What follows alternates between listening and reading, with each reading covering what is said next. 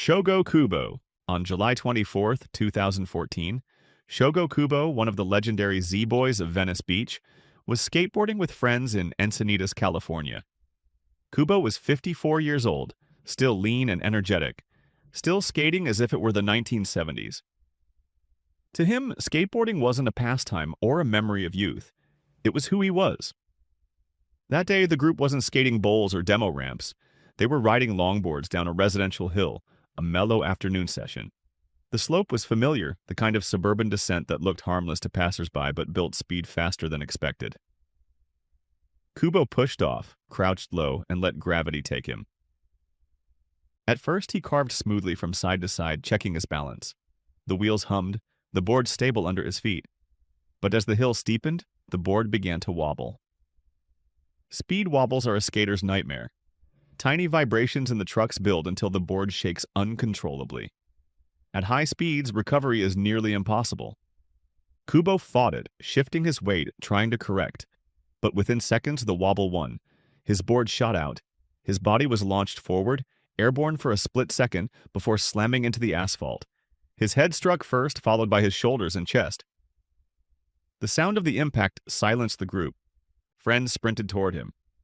Kubo lay still, his face pale, blood already pooling beneath his head. He had not been wearing a helmet. Paramedics arrived within minutes, sirens echoing through the neighborhood as neighbors stepped outside, shocked to see flashing lights on their quiet street. He was rushed to Scripps Memorial Hospital, but the blow was catastrophic. Doctors could not reverse the damage. Shogo Kubo, the man who had helped define pool skating in the 1970s, died from a simple downhill crash. The pain of his death wasn't just that a legend had fallen. It was how ordinary it was. No contest, no stunt, no towering handrail, just a hill, a wobble, and a fall. For skaters, it was chilling. If Shogo could die from something so routine, anyone could. Ian Baby Shredder Tilmann. On December 3, 2010, Florida skater Ian Tilmann joined friends at Cocoa Beach. He was 16 years old, already known locally as Baby Shredder for his fearless style. That night, the group headed to the bridge, a long downhill stretch where skaters often bomb the slope after dark. The bridge dropped steeply, its concrete smooth, its run-out long. It was the perfect temptation. Fast, clean, and thrilling. Skaters lined up waiting their turn to drop. When Ian pushed off, he crouched immediately, tucking into a racing stance. His board accelerated, wheels buzzing against the pavement. Friends shouted as his speed built.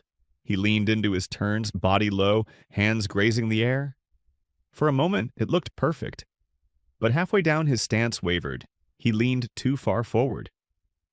The nose of his board dipped, caught uneven ground, and in a flash, he was airborne. He slammed into the pavement chest first. The impact was brutal, crushing ribs and rupturing internal organs. Witnesses screamed. Ian rolled once, then stopped.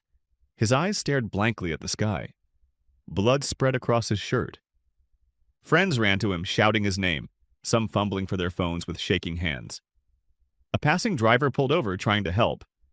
The sound of sirens echoed as paramedics arrived, their red lights flashing against the concrete bridge walls. They worked frantically on Ian, but the damage was too great. At the hospital, doctors could do nothing. Ian's absence of a helmet haunted everyone who had been there.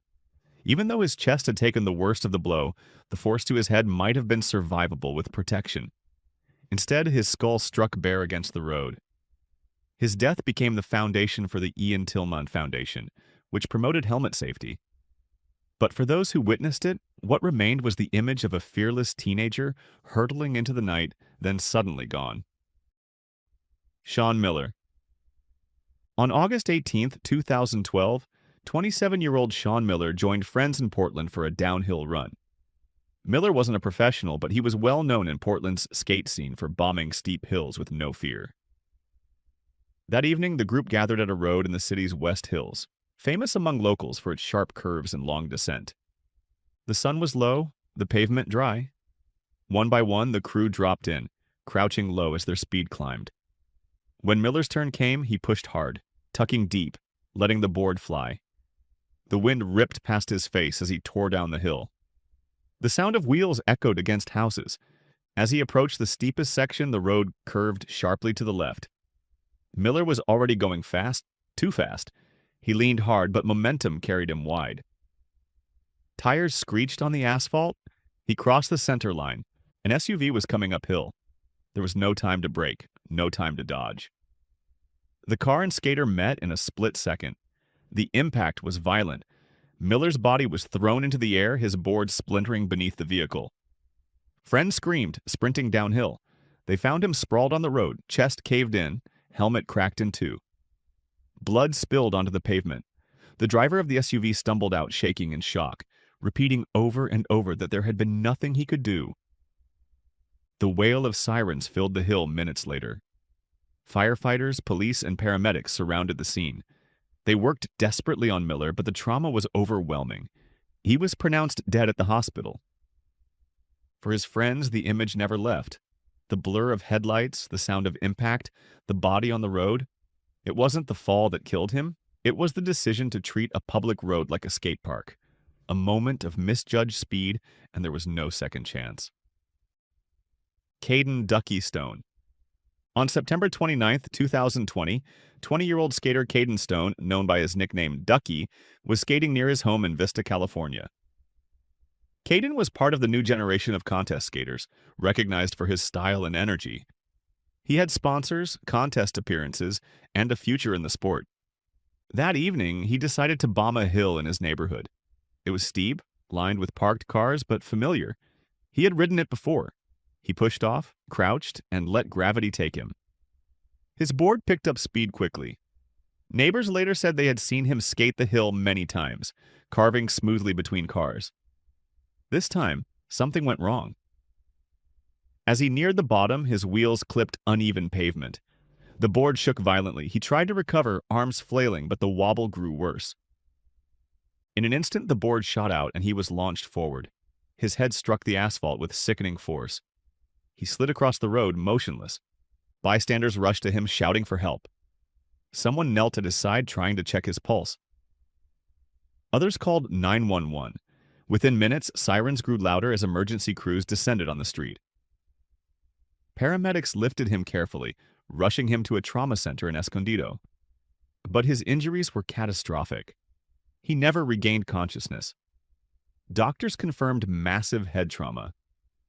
Kaden had not been wearing a helmet. Friends later admitted he often skated casually without one, especially on neighborhood hills. This time, the choice was fatal. The crash was haunting because of its simplicity. A crack in the pavement, a fall at speed, and a young life gone. For skaters across California, the news spread quickly. Kaden wasn't just another rider. He was a rising star. But the road doesn't care about talent. The pavement is the same for everyone.